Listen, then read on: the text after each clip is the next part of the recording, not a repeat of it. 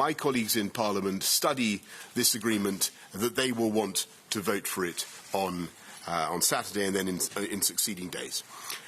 This is our chance in the UK as Democrats to get Brexit done and come out on October the 31st. This is our chance to focus on our priorities, the people's priorities, the NHS putting 20,000 police on the streets, lifting up funding of education across the country, the biggest expansion of the living wage. Those are the things I think the people of our country want us to be focusing on in addition to Brexit. We've been at this now, as I say, for 3.5 years. It hasn't always been an easy experience for the UK.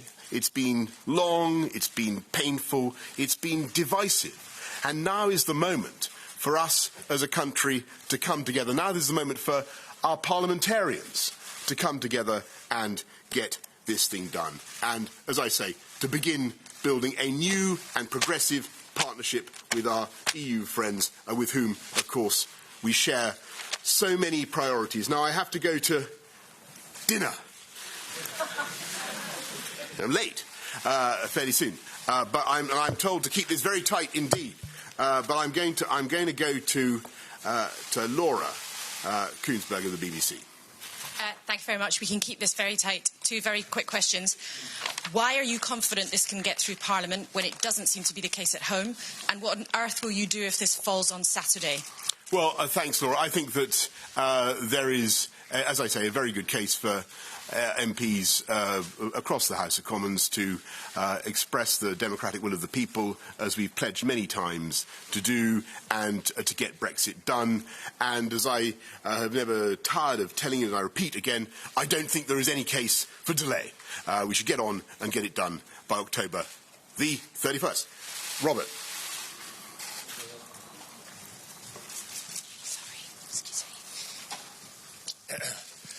Prime Minister, was there literally no other way of getting the deal other than to turn over your partners in government, the Democratic Unionist Party? I think this is a very good deal for every part of the UK and particularly for Northern Ireland. And I would point out that, as I say just now, from the beginning, Northern Ireland will be able to join with the rest of the UK in doing free trade deals around the world and all the other benefits that flow from membership of the UK market, and of course, without having any checks, any infrastructure of any kind at the border in Northern Ireland. And I think, in that respect, it is a great success. I'm going to take 2 more questions, and I'm going to go to the distinguished Mr. Dimbleby in the front.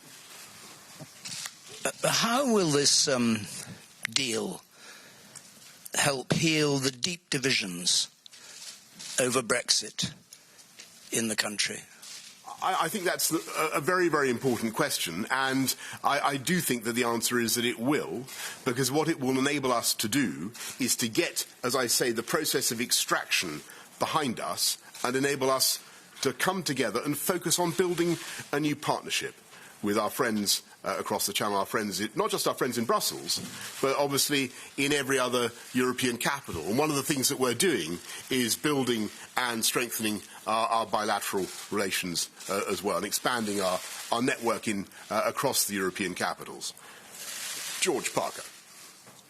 And then that's it, I'm afraid. Come on, you can miss a bit of the dinner. No, I was asked to take 4 questions. I'm going to take a few more. Prime Minister, take a few more. Prime Minister, we heard what Jean-Claude Juncker had to say earlier about the fact that he personally didn't think there should be an extension to the Brexit process beyond October the 31st. Did you ask your fellow leaders to make a similar commitment, and have they done so? Well, my view has been very clear for a long time. I don't think that delay is to the advantage of the UK or indeed of the whole of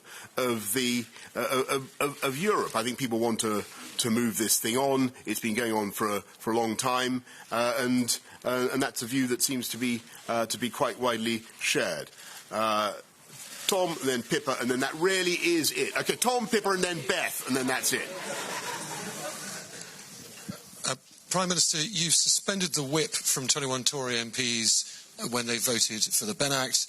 Will you treat this vote on Saturday as a similar confidence motion, and will you suspend the whip from any Tory MPs who don't vote for this deal? I'm not going to get into whipping in this illustrious forum. What I will say is that I do think there is a very good case for voting for this deal on all sides of the House, and we will certainly be taking that vote very seriously.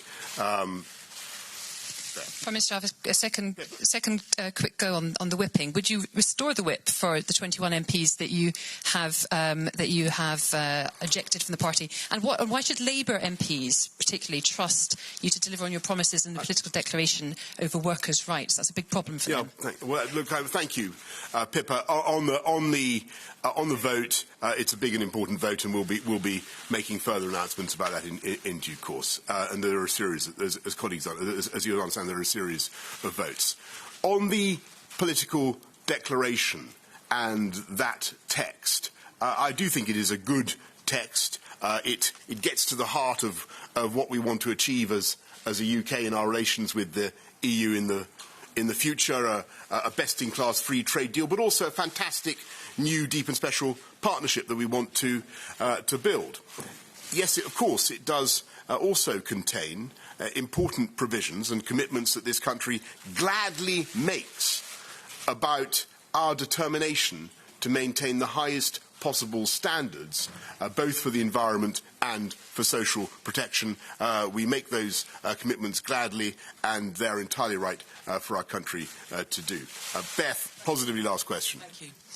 Prime Minister, Nigel Dodds said earlier today that you were too eager by far to get a deal at any cost, and the cost has been their support. You have the deal, but you don't have the votes. Your predicament no better than Theresa May's. Are you making the same mistakes that she did? Well, I think, as I say, thanks, Beth, I think that this is a very good deal. I'm very confident that when MPs of all parties look at this deal, they will see the merit of supporting it, getting Brexit done on October the 31st, and honouring the mandate of the people, honouring the promises that were made repeatedly by parliamentarians to the people to get Brexit done, and giving us all a chance to move on. I think the imperative is very, very strong. The opportunity is great, so let's do it. Thank you all very much. Thank you. Thank you. Thank you. Thank you so much. Thank you. Yes, I'm so sorry.